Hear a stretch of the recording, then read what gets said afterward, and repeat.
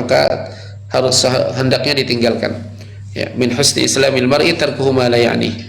Dari baiknya keislaman seorang dia meninggalkan sesuatu yang tidak bermanfaat bagi dirinya. Nah, kecuali jika ada bentuk judi di dalamnya, ada bentuk taruhan, maka jelas keharamannya. Abu Ja'far lagi jalan-jalan ini Ustaz, Masya Allah. Habis koinku Ustaz, sudah di top up lagi Ustaz, Insya Allah. Ya, main-main ya Pak Muhal, yang anggap serius tahu ya. Ustaz mau tanya, apakah kosakata bahasa Indonesia bisa menerjemahkan kosakata bahasa Arab? Wallahu alam, nggak tahu maksudnya saya. Ya, nggak tahu maksudnya. Yang jelas bahasa Arab itu bahasa yang ahsanul hadis ya, bahasa yang paling bagus ya, yang paling mendalam maknanya, ablaq, yang paling mendalam maknanya ya. Maka kadang tidak bisa diterjemah ya dengan bahasa Indonesia, kecuali hanya takribul makna ya, mendekatkan makna saja. Misalnya ketika Allah berfirman di dalam Al-Quran, inna hadzal Qur'an yahdi lillati hi aqwam. Sesungguhnya Al-Quran ini menunjukkan kepada sesuatu yang aqwam. Kalau aqwam diterjemah bahasa Indonesia,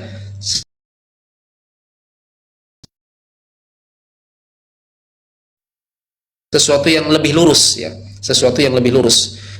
Itu kalau dilihat dari tafsir itu nggak cukup. Makna aqwam itu jauh lebih dalam daripada itu. Bahkan Al-Imam Abdurrahman bin Nasir As-Sa'di menyebutkan makna aqwam itu hiya ahsan, hiya akmal, hiya atmam, hiya aswaf, hiya aqrab ya, banyak sekali.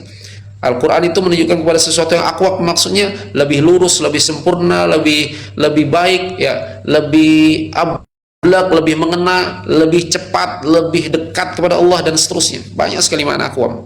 Maka kosakata kadang hanya bisa takribul afham, mendekatkan makna ya, walaupun tetap dipakai ya. Masa sih iya yang benar? Iya dong.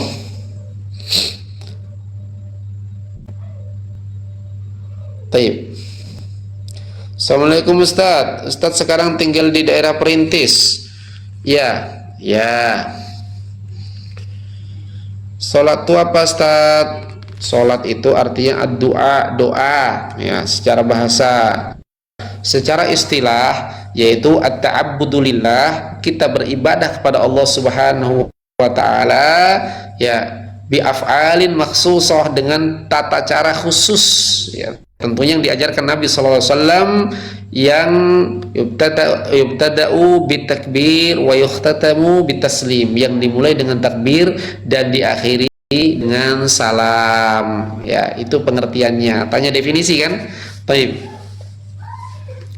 Ustaz, sunnah itu apa tadi Ustaz? Garap diulang. Diulang lagi ya. Sunnah itu adalah sesuatu yang, catat biar nggak diulang lagi. Jangan minum teh lagi sama istrinya nih, nanti kita ngulang lagi. Sesuatu yang jika dilakukan halal dan jika ditinggalkan luput dari keutamaan. Mungkin akhi ini mau mempertegas ya, kayaknya lain-lain di definisinya Ustadz ya. Kan yang kita dapati selama ini definisinya begini ya, saya tahu definisi yang umum ya. Sunnah itu adalah sesuatu yang jika kita kerjakan berpahala dan jika kita tinggalkan tidak berdosa. Betul, itu definisi betul. Tapi definisi ini ya, kenapa saya berikan definisi yang lebih ablak, lebih mengena? Karena dengan definisi ini di zaman sekarang kurang pas ya. Kenapa? Banyaknya orang-orang yang menyepelekan sunnah dengan landasan kan nggak dosa, kan nggak dosa. Maka dipertegas kalau guru-guru kami sekarang mendefinisikan makna sunnah itu adalah jika dikerjakan dia mendapatkan pahala dan jika ditinggalkan luput dari keutamaan. Nah,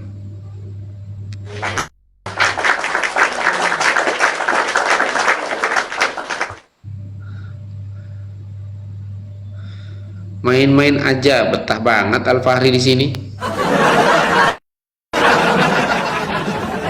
Jangan ganggu orang di sini mau belajar dan kebaikan. Biarin mahasiswa ya. Dia siapa tahu dapat kebaikannya. Alhamdulillah ya.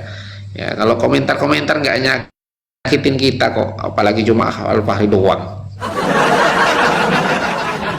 Ustaz, saya kepingin sekali pelihara anjing. Adakah kemungkinan muslim seperti saya bisa pelihara? Jangan pelihara ya di rumah. Ya, la tadkhulul malaika fihi baitan fihi kalb wala surah. Malaikat gak masuk ke rumah yang ada anjing di situ. Anjing itu boleh dipelihara untuk menjaga kebun. Jadi ditaruh di kebun. Ustadz, sunnah apa tadi Ustadz? Jarap diulang. Waduh. Kacau, kacau.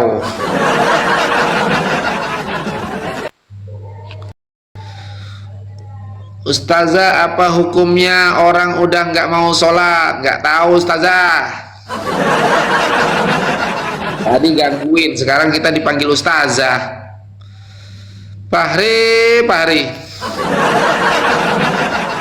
nggak mau sholat itu calon neraka ya Al Fahri.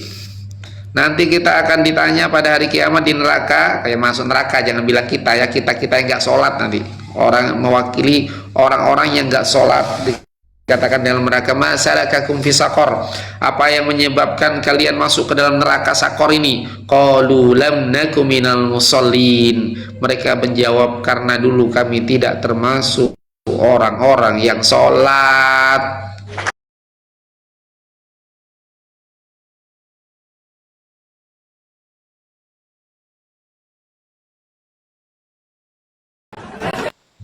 Oh, kirain astagfirullah. Oh, saya kira promosi pecel sekarang Pak Mul. Ternyata besok kita libur Pak Mul ya. Besok kita libur ya. Insya Allah hari Jumat lagi. Insya Allah hari Jumat lagi. Ustadz, sunnah apa itu tadi? Garap harap. Aduh. Terus sih. Hukum merokok apa Ustadz? Baca di sampel kotaknya. Bagi Anda yang bisa membaca. Kalau sudah baca, ya memang harus baca dulu keterangannya, apa bacaannya di sampel rokoknya. Ya, makasih Pak Irwan. Dibaca dulu. Saya nggak main-main nih, baca dulu baik-baik. Rokok itu bisa apa, baru baca ayat. Allah berfirman, wala tulqu biaydikum ila tahlukah. Jangan kalian menjerumuskan diri kalian kepada kebinasaan. Ya, jangan kalian binasakan kepada kebinasaan. Makanya saya lihat nggak ada orang yang lebih bodoh dari dari perokok. Kenapa? Karena mereka sudah keriput kulitnya, masih kalah sama anak SD yang bisa baca. Assalamualaikum. Waalaikumsalam. Ustadz, sunnah apa itu tadi? Aduh. Quran itu apa sih? Kitab suci ya. Kitab suci kaum muslimin.